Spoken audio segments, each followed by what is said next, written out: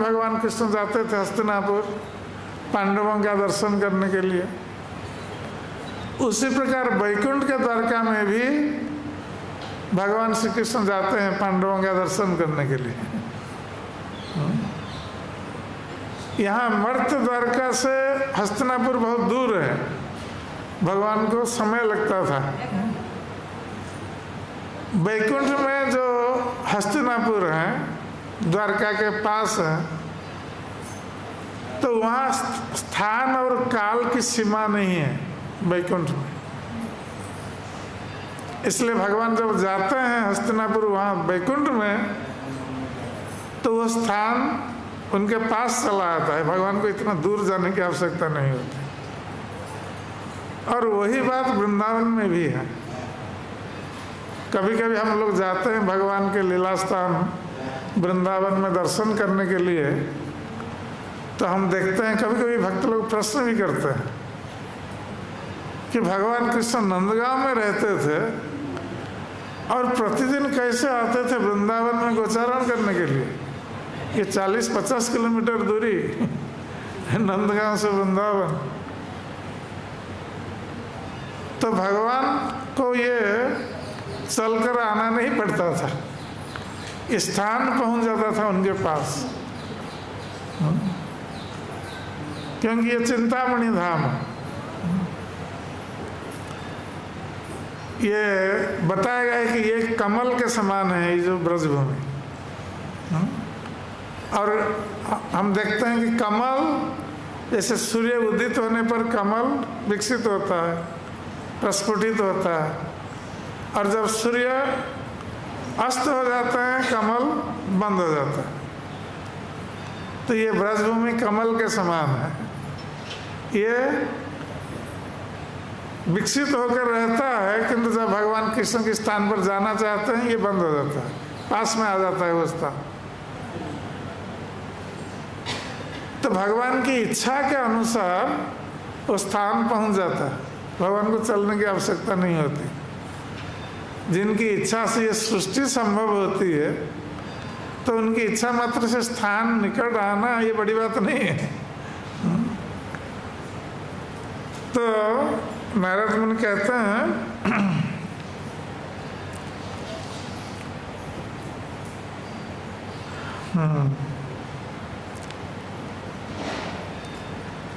काष्ठं अमुत्र एव परं प्रभो गता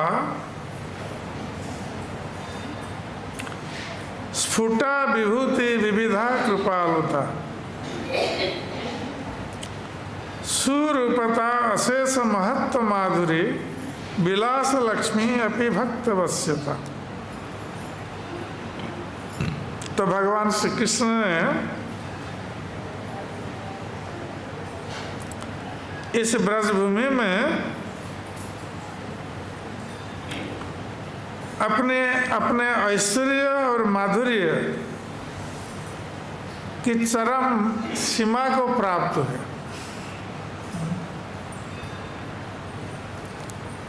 तो ये स्फुटा विभूति विविधा, इस ब्रजभूमि में भगवान यद्यपि ऐश्वर्य का प्रदर्शन नहीं किया अधिक रूप से, किंतु इसका अर्थ ये नहीं है कि ब्रजभूमि में कोई ऐश्वर्य नहीं था। ब्रजभूमि ये ऐश्वर्य से परिपूर्ण था। श्रीमद् भागवतम में श्री सुखदेव गोस्वामी वर्णन करते हैं कि जब भगवान कृष्ण का आविर्भाव हुआ इस ब्रजभूमि में, तो तथा आरभ्य नंदस्य ब्रज सर्व समृद्धिमान, भगवान कृष्ण के आविर्भाव से आरंभ करके ये ब्रजभूमि हर तरह की समृद्धि से ये भर गई। हरेर निवासात्म गुणे रमा क्रीडन अभुन्नृप, क्योंकि भगवान हरि का ये ब्रजभूमि निवास स्थान बन गया था, इसलिए स्वयं रमा देवी, लक्ष्मी देवी इस ब्रजभूमि पर स्वयं क्रीड़ा करने लगी। तो स्वयं लक्ष्मी देवी यहाँ क्रीड़ा कर रही थी, ब्रजभूमि में निवास कर रही थी,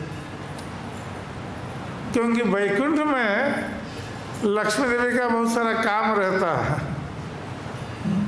वो भगवान की पत्नी है, इसलिए भगवान की सेवा में लगी रहती है।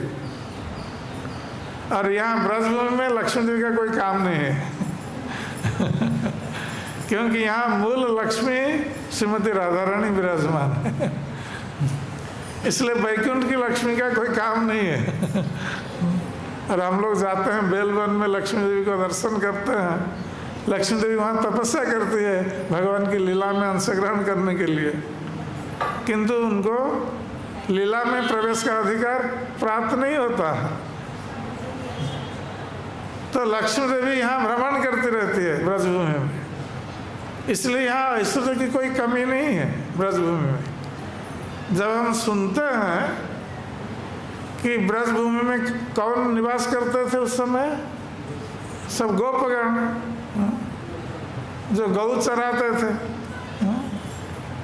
तो ये गोपगण निवास करते हैं ब्रजभूमि में, और उनका धन क्या है? गोधन है, और कोई धन नहीं है। इसका अर्थ ये नहीं है कि ये गोपगण बहुत गरीब थे, ये नहीं है। यहाँ लक्ष्मी देवी स्वयं निवास कर रही थी, और सारे ऐश्वर्य से ये ब्रजभूमि परिपूर्ण थी, क्योंकि लक्ष्मी देवी का निवास स्थल बन गया था। तो नारद मुनि कहते हैं कि विभूति विविध, भगवान ने अपने विविध ऐश्वर्य का प्रदर्शन इस ब्रजभूमि में किया है, और उसके साथ साथ कृपालुता। तो ये जो ऐश्वर्य का भगवान ने प्रदर्शन किया, इस चरम सीमा को स्पर्श किया। यहाँ ऐश्वर्य चरम सीमा को स्पर्श किया था, और भगवान की कृपालुता भी चरम सीमा को स्पर्श किया। तो भगवान ने अपने भक्तों पर विशेष कृपा प्रदर्शन की इस ब्रजभूमि में, जो अन्यत्र दृष्टिगत नहीं होता। उसी प्रकार सुरूपता, भगवान श्री कृष्ण ने अपने स्वरूप, रूप का, सौंदर्य का यहाँ विशेष रूप से प्रदर्शन किया। भगवान कृष्ण का जो सौंदर्य है, ये सौंदर्य ब्रजभूमि में अपनी चरम सीमा को ये सौंदर्य प्राप्त हुआ है। अर्थात भगवान श्री कृष्ण यहाँ ब्रजभूमि में परम सुंदर है।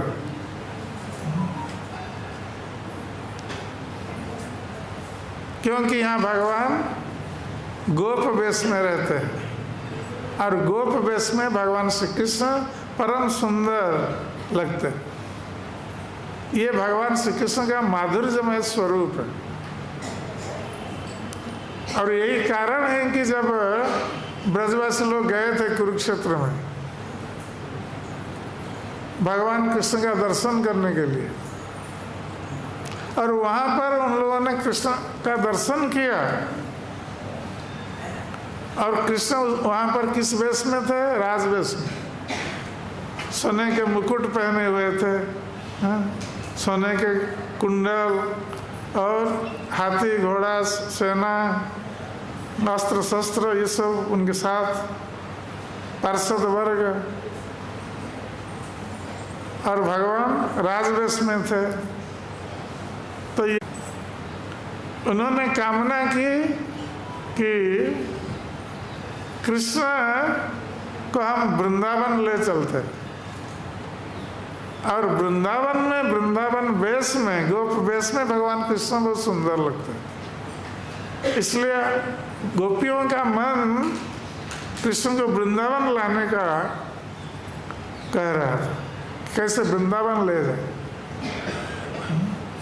वो प्रसन्न नहीं हुई कृष्ण को दर्शन करके वहां पर उस रूप में। इसलिए भगवान श्री कृष्ण अपने रूप का जो माधुर्य और सौंदर्य है, ये पूर्ण रूप से यहाँ पर ब्रजभूमि में प्रकाशित करते हैं।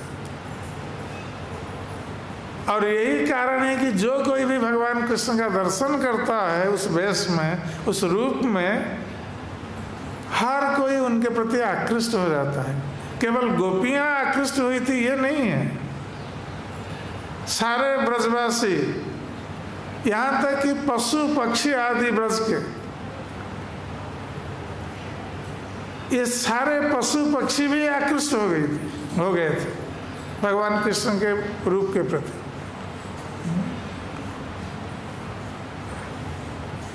तो भगवान श्री कृष्ण अपने रूप माधुर्य के द्वारा सारे जगत को आकर्षित करते हैं। यही उनके माधुर्य और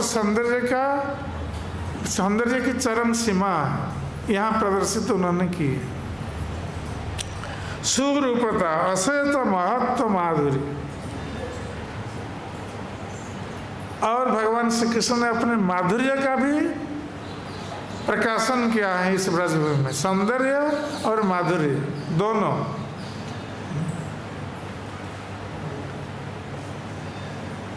विलास लक्ष्मी अपि भक्त वश्यता।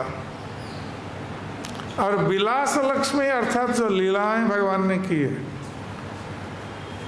इस प्रकार की लीलाएं अन्यत्र परिदृष्ट नहीं होती है। भगवान कृष्ण ने ब्रज में जो लीलाएं की ये अन्यत्र परिदृष्ट नहीं होती है। यहाँ जिस प्रकार भगवान श्री कृष्ण बाल्य लीला करते हैं, ये बाल्य लीला अन्य किसी लोक में नहीं कर सकते। तो ये विशेष लीला माधुरी यहाँ के ब्रजवासी लोग आस्वादन करते हैं भगवान कृष्ण। तो विलास लक्ष्मी अभिभक्त वश्यता। तो विलास माधुरी और भक्त वश्यता कि भगवान भक्ति के वशीभूत यहाँ होते हैं। जिस प्रकार हम देखते हैं कि माता यशोदा ये भगवान कृष्ण को बांधना चाह रही थी, क्योंकि भगवान कृष्ण ने दधी पात्र को तोड़ दिया था। और माता यशोदा ने प्रयास किया भगवान कृष्ण को बांधने के लिए, किंतु वो बांध नहीं पा रही थी, क्योंकि वो भगवान है। भगवान को बांधना ये किसी के लिए संभव नहीं है। इसलिए भगवान की जो ऐश्वर्य शक्ति वो खड़ी हो गई, नहीं तुम बांध नहीं सकती कृष्ण।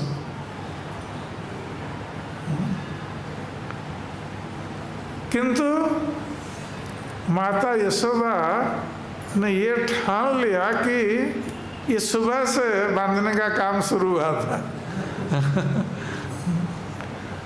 और माता यशोदा ने सोचा, वो सारी रस्सी इकट्ठा करके बांधने के लिए प्रयास कर रही थी, बांध नहीं पा रही थी। तो माता यशोदा ने सोचा कि हमारा लाला पुत्र अभी तो बड़ा तो नहीं हुआ है, उसकी उम्र भी, उसकी आयु भी वृद्धि नहीं हुई है, उसका कमर भी ऐसा ही है, कमर में करधनी बंधी हुई है। तो इसका कमर तो बड़ा नहीं हुआ, तो ये क्यों बांध नहीं पा रही। तो माता यशोदा रस्सी इकट्ठा करती जाती थी और ये मन में ठान लिया कि ठीक है, आज हम देखेंगे, आज शाम हो जाए फिर भी आज।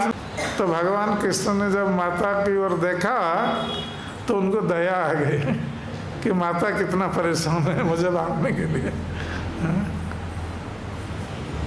तो जब भगवान कृष्ण को दया आ गई माता यशोदा की दशा को देखकर, फिर वो राजी हुए, ठीक है माता यशोदा और बांध सकती है।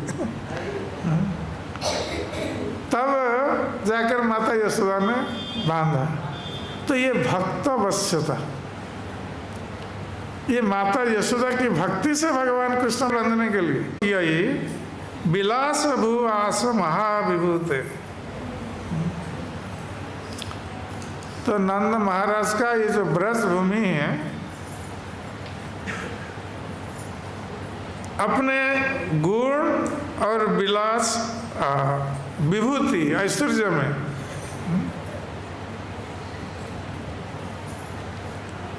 ये अतुलनीय है।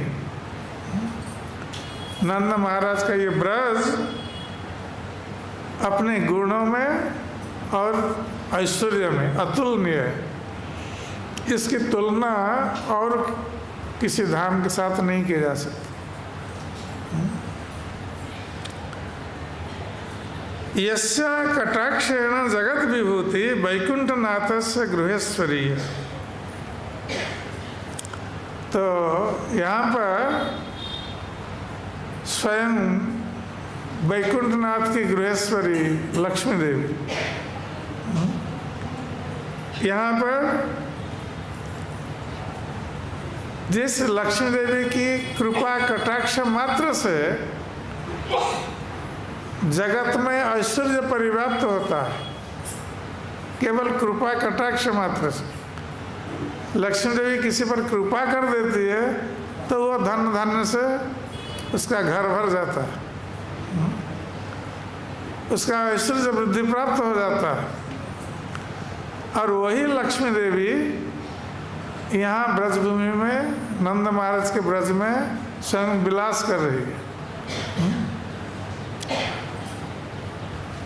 इसलिए यहाँ पर हर तरह का ऐश्वर्य उपलब्ध है ब्रजभूमि में। यस्य के वृक्षोपि निजेन केनचित्। और इस ऐश्वर्य को हम देख सकते हैं कि ब्रजभूमि में यहाँ का एक वृक्ष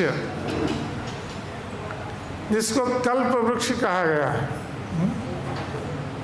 चिंतामणि प्रकरसत मसु कल्प वृक्ष लक्ष्यावृत्तेषु सुरभिर अभिपालयन्तम। तो ये ब्रजभूमि जो चिंतामणि धाम है, यहाँ व्यक्ति की हर कामना पूर्ण हो जाती है। तो नारद मुनि कहते हैं कि इस ब्रजभूमि में एक वृक्ष भी व्यक्ति की कामना को पूर्ण करने में समर्थ है, क्योंकि यहाँ सारे वृक्ष कल्प वृक्ष है।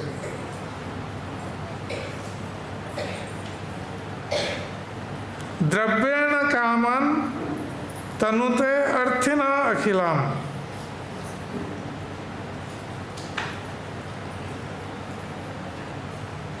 तो यदि कोई किसी द्रव्य की कामना करता है, किसी वृक्ष के पास जाकर और अखिल द्रव्यों की कामना, किसी भी तरह के द्रव्य की कामना करता है, तो यहाँ के वृक्ष तथापि तत्व सदा प्रकाशयत ऐश्वर्यं ईश स्वविहार विघ्नत। तो यहाँ ये वृक्ष व्यक्ति की कामना को पूर्ण करने में समर्थ है अतिशीघ्र। और यद्यपि यहाँ ये ऐश्वर्य उपलब्ध है, किंतु ब्रजभूमि में ये ऐश्वर्य सदा प्रकाशित नहीं होता।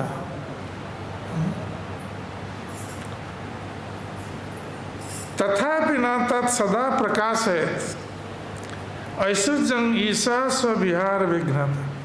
तो ये ऐश्वर्य ब्रजभूमि में प्रकाशित क्यों नहीं होता है? इसलिए नहीं होता है कि भगवान श्री कृष्ण के जो विहार या लीला, उनकी लीला में बाधा उत्पन्न होगी, इसलिए यह ऐश्वर्य यहाँ पर सदा सर्वदा प्रकाशित नहीं होता। ऐश्वर्य प्रकाशित होने पर भगवान ये लीलाएं नहीं कर पाएंगे। जैसे भगवान श्री कृष्ण ने गोवर्धन पर्वत धारण किया। 7 साल की आयु में कोई बालक एक पत्थर उठा नहीं सकता, पर्वत धारण करना तो दूर की बात है। और गोवर्धन पर्वत विशाल पर्वत भगवान कृष्ण ने 7 दिन 7 रात तक एक उंगली में धारण किया और सारे ब्रजवासियों को गोवर्धन पर्वत के नीचे आश्रय प्रदान किया। पहले तो ब्रजवासी लोग भगवान कृष्ण की लीलाओं को सुनते थे गोप बालकों से, क्योंकि भगवान कृष्ण की लीलाएं सब वन में होती थी। किसी असुर का वध किया तो गोप बालक लोग देखते थे, आकर ब्रज में बोलते थे, तो ब्रजवासी सब सुनते थे। किंतु गोवर्धन धारण लीला को सारे ब्रजवासियों ने अपनी आंखों से देखा। ये कोई सुनी हुई बात नहीं थी कि भगवान कृष्ण ने अघासुर का वध किया, ये असुर का वध किया, ये सब सुनते थे पहले। और आश्चर्य होते थे कि ये कृष्ण छोटा बालक है, ये कैसे असुरों का वध कर देता है। किंतु गोवर्धन पर्वत धारण लीला को सभी ने अपनी आंखों से देखा। आंखों से देखकर आश्चर्यचकित हो गए सारे ब्रजवासी। किंतु उस समय आवश्यकता थी, क्योंकि इंद्र वर्षा कर रहे थे, सभी को आश्रय की आवश्यकता थी, तो 7 दिन तक तो रह गए भीतर। और कृष्ण के सुंदर रूप को देखकर सब खाना पीना सब सारे ब्रजवासी भूल गए, क्योंकि भगवान कृष्ण के मुख मंडल से अमृत निस्सरित हो रहा था। तो उस अमृत का पान कर रहे थे सारे ब्रजवासी, इसलिए खाना पीना भूल गए। जब वर्षा बंद हो गई, भगवान कृष्ण ने ब्रजवासियों को कहा कि अब तुम लोग बाहर जाओ। तो भगवान कृष्ण ने अपने स्थान पर गोवर्धन पर्वत को रख लिया। तब आकर जब बाहर आए सारे ब्रजवासी लोग, सभी ने आनंद से कृष्ण को तो आलिंगन किया, किंतु उनके मन में ये शंका उत्पन्न हो गई कि ये कृष्ण ये कोई साधारण बालक है या भगवान है। कोई साधारण बालक इतना बड़ा पर्वत को 7 दिन तक कैसे उठा सकता है। ये निश्चित रूप से भगवान हो सकता है। तो ये ब्रजवासी लोग सब मिलकर गए नंद महाराज के पास, उनको पूछने के लिए कि नंद महाराज जी आप सच सच बताइए क्या घटना है। ये आपका जो पुत्र न कृष्ण है, ये सचमुच भगवान है या आपका पुत्र है। तो नंद महाराज ने ब्रजवासियों की शंका का दूरीकरण किया, ये बता करके गर्गाचार्य ने जो बताया था उनको। तो गर्गाचार्य ने बताया था कि नंद तुम्हारा ये पुत्र नारायण के समान है। वो नहीं कह रहे कि नारायण है, कहेंगे नारायण के समान है। ये तुम्हें और ब्रजवासियों को महान विपत्तियों से तुम्हारी रक्षा करेगा, इसलिए इसका लालन पालन ध्यान पूर्वक करना। तो नंद महाराज ने वही बता दिया ब्रजवासियों को कि ये नारायण के समान है, ये नहीं करेंगे भगवान। तो ब्रजवासी लोग फिर समझ गए कि ठीक है, हमारा कृष्ण हमारा पुत्र है, किंतु इसके पास भगवान नारायण का बल है, शक्ति, इसलिए वो आश्चर्य कार्य करता है। यही सोचकर वो शांत हो गए। किंतु कृष्ण भगवान में यह ज्ञान उत्पन्न नहीं हुआ। तो ये नारद मुनि कहते हैं तथापि तत्समदा प्रकाशयत ऐश्वर्यं ईश व्यवहार विघ्नता। तो भगवान की लीला में विघ्न उत्पन्न हो जाएगा, इसलिए ऐश्वर्य को भगवान ने पूर्ण रूप से प्रकाशित नहीं किया। यदि ब्रजवासी लोग जानते कि कृष्ण भगवान है तो क्या होता, फिर वो कृष्ण के साथ पुत्र जैसा लीला नहीं कर सकते। कृष्ण को पुत्र नहीं मान सकते या सखा नहीं मान सकते, क्योंकि भगवान के साथ कोई मित्रता का भाव रख सकता है? नहीं रख सकता। भगवान को कोई पुत्र नहीं कर सकता। तो इसलिए लीला में बाधा उत्पन्न होगी। तो ये इसी कारण भगवान ने अपने ऐश्वर्य को प्रकाशित नहीं किया। सद्वेश मात्रेण ही बालघातिनी तांग राक्षसी मातृगति निनायस। अब नारद मुनि ब्रज की और एक लीला का वर्णन कर रहे हैं। तो कहते हैं कि ये बालघातिनी अर्थात बालकों को मारने वाली ये पुतना, ये कृष्ण को मारने के लिए कंस ने भेजा था कि क्योंकि दुर्गा देवी ने बता दिया था कि तुम्हारे मारने वाला अन्यत्र जन्म ले चुका है, कंस को बता दिया था। तो इसलिए कंस ने आदेश दिया था अपने अनुचरों को कि पिछले 8-10 दिन में जितने सारे बच्चे उत्पन्न हुए हैं ब्रज में, सभी को मार दिया जाए। तो पुतना घूम रही थी, घर घर जा रही थी बच्चों को मारने के लिए, इसलिए उसको बालघातिनी कहा गया। तो सद्वेश मात्रेण ही बालघातिनी तांग राक्षसी मातृगति निनायस। तो ये पुतना जब आई ब्रज में कृष्ण को मारने के लिए, अपने स्तन पर कालकूट विष लगा करके आई थी और ये योजना बनाई थी कि कृष्ण को जब स्तनपान करने के लिए देगी तो कृष्ण विष के प्रभाव से मृत्यु को प्राप्त हो जाए। ये उसकी योजना थी पुतना की। किंतु वो किस वेश में आई थी? यद्यपि वो राक्षसी थी पुतना, किंतु सद्वेश अर्थात एक सुंदर और भद्र स्त्री का वेश धारण करके आई थी। ये राक्षसी वेश धारण करके नहीं आई थी पुतना। पुतना तो इतना सुंदर लग रही थी कि सारे ब्रजवासी लोग पुतना के रूप को देखकर मोहित हो गए थे। यहाँ तक स्त्रियां भी मोहित हो गई थी पुतना के सुंदर रूप को देखकर। और स्त्रियां, ब्रज की स्त्रियां सोच रही थी ये लक्ष्मी देवी ये स्वयं आई हैं हमारे कृष्ण का दर्शन करने के लिए। तो पुतना के रूप को देखकर वो मान रही थी कि ये लक्ष्मी देवी है, स्वयं आई है लक्ष्मी देवी। इतना सुंदर रूप था। और ब्रज के जो पुरुष लोग थे, ये तो स्वाभाविक था उनके लिए मोहित होना उसके रूप को देखकर। तो किसी ने पुतना को रोका नहीं। पुतना जब आई और सीधे नंद महाराज के घर में प्रवेश कर गई।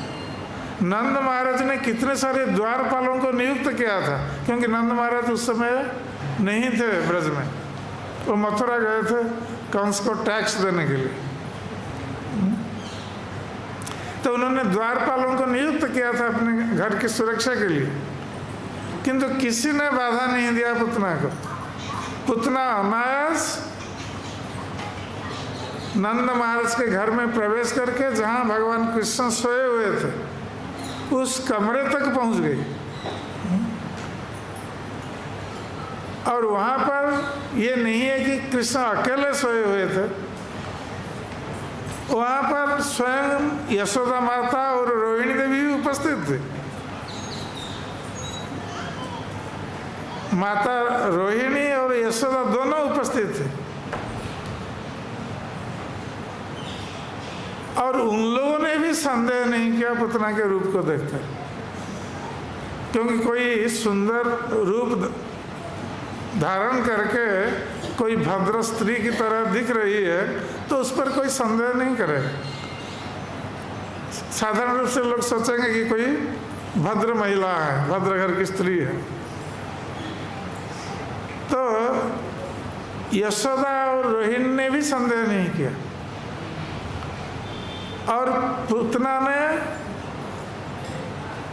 यशोदा और रोहिणी माता से कहा छल से, क्यों तो वो मारने आई थी कृष्ण को और कृष्ण को अपनी गोद में लेना चाह रही थी और कोई अपरिचित महिला है तुरंत आके बच्चे को गोद में ले लें, तो उसके लिए पुतना यशोदा और रोहिणी माता से कह रही है कि तुम लोग कैसी माताएं हो कि इतना सुंदर बालक को जन्म दिया है और उसको पालने पर सुला करके रखी हो और तुम लोग यहाँ बैठ करके बातचीत कर रही हो।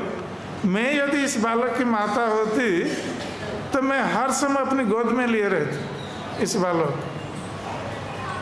तो माता होने का भाव दिखा है पुतना ने। और वो भर्त्सना कर रही थी यशोदा और रोहिणी माता का तुम कैसी माता हो कि अपने पुत्र को वहाँ छोड़ दिया है, पालने पर सोया है, उसको अपनी गोद में नहीं लेती हो। ये कहा करके तुरंत चली गई और कृष्ण को उठा लिया अपनी गोद में।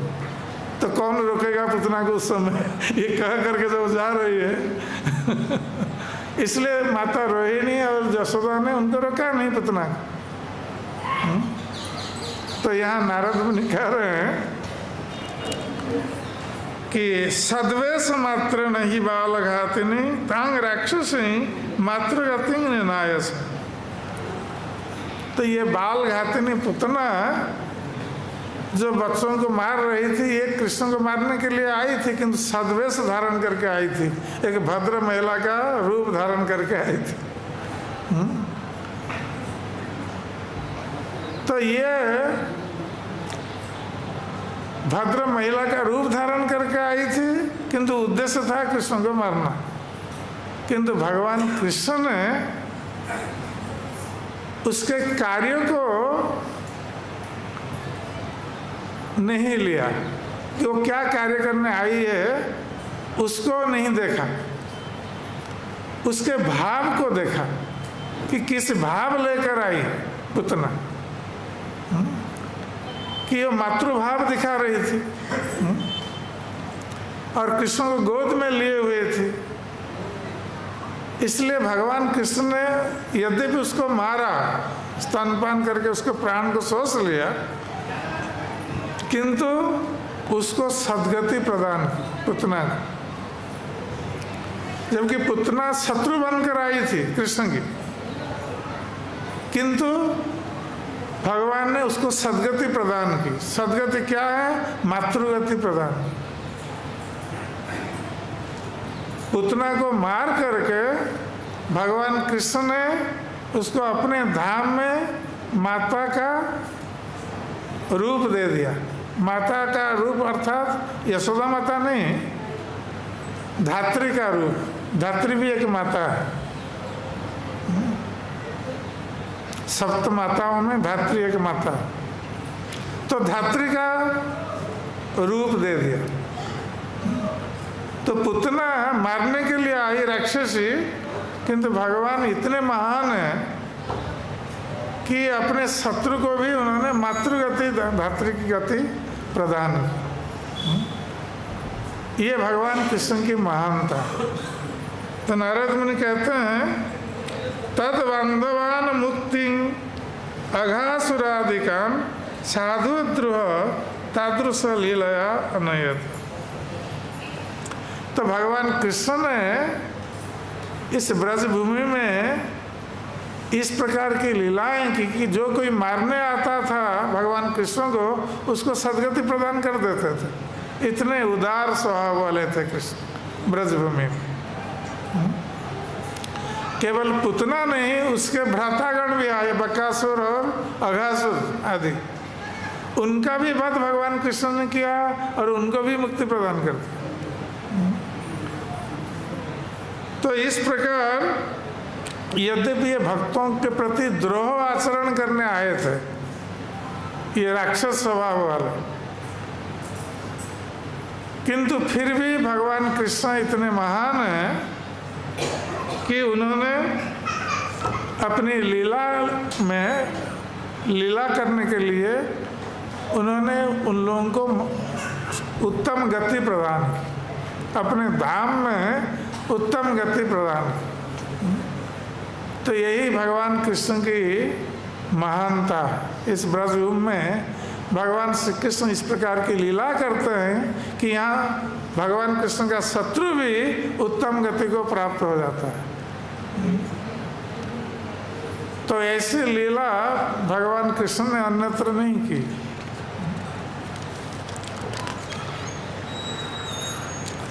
तब नारद मुनि आगे की बात बता रहे हैं, तो हम कल श्रवण करेंगे। आज यहीं हम विश्राम देते हैं कथा को। हरे कृष्ण।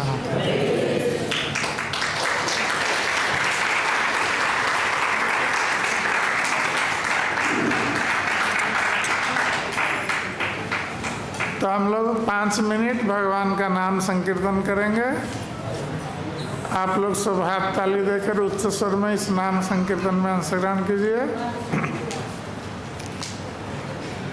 हरे Krishna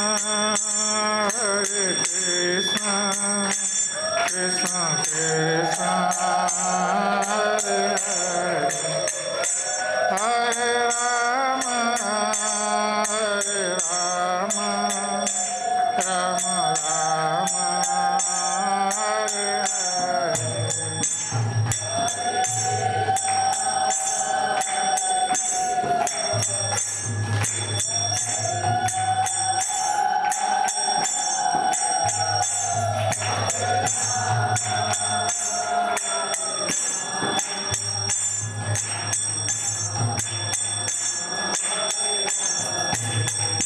Hare Krishna, Krishna Krishna, Hare Hare, Hare Rama, Rama Rama, Hare Hare.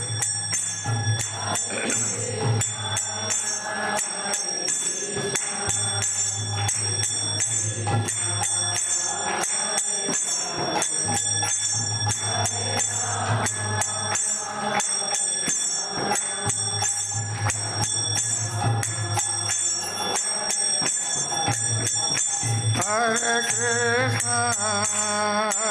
Krishna, Krishna Krishna, Hare Hare, Hare Rama, Rama Rama, Hare Hare.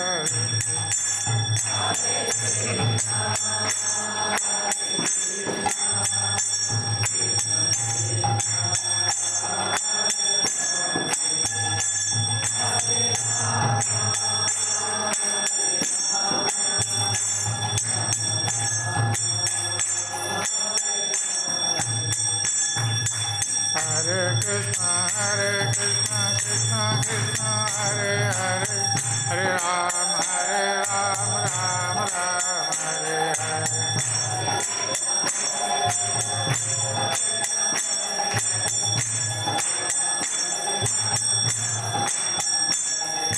Hare Krishna, Krishna Krishna, Hare Hare, Hare Ram, Ram Ram, Hare Hare.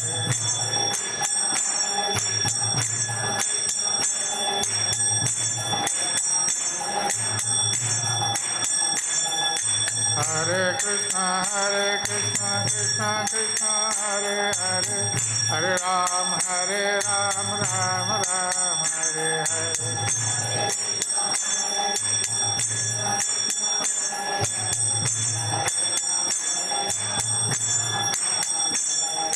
हरे कृष्णा कृष्णा कृष्णा हरे हरे, हरे राम राम राम हरे हरे।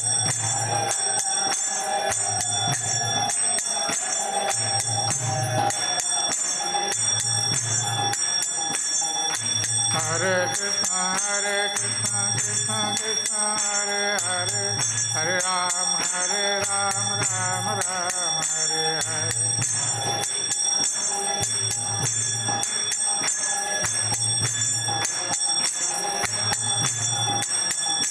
हरे कृष्णा कृष्णा कृष्णा हरे हरे,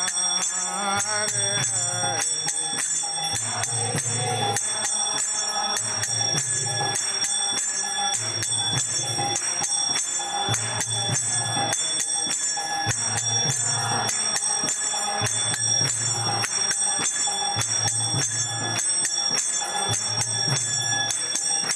हरे कृष्णा कृष्णा कृष्णा हरे हरे, हरे राम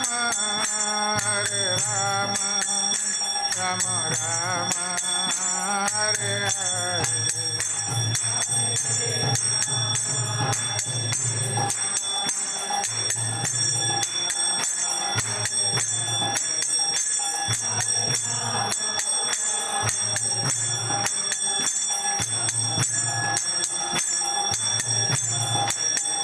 जय कृष्ण बलराम कृष्ण बलराम जय कृष्ण बलराम।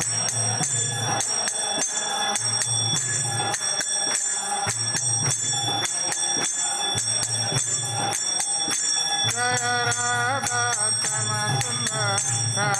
श्याम सुंदर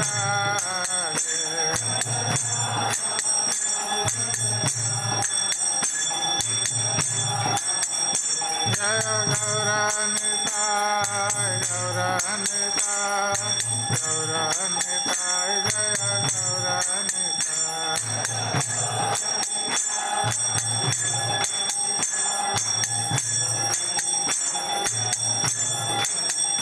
निताय गौर हरि बोल हरि बोल हरि बोल।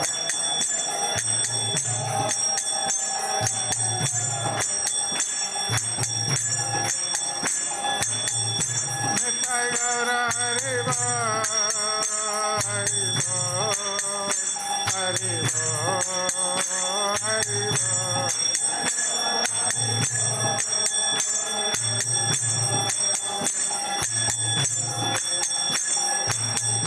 जय जय प्रभुपाद जय जय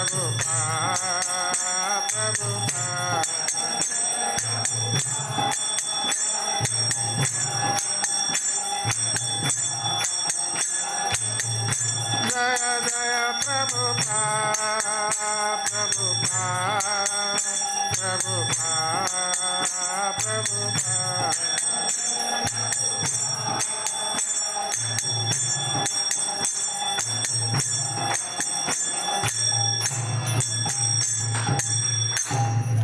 जय श्री गौरनिताय की जय, जय श्री कृष्ण बलराम की जय, जय श्री राधा श्याम सुंदर ललिता देवी की जय, जय श्री जगन्नाथ बलदेव सुभद्रा महारानी की जय, जय श्री प्रभुपाद जी महाराज की जय, जय समवेत भक्त वृंद की जय। निताय गौर प्रेमानंदे हरि।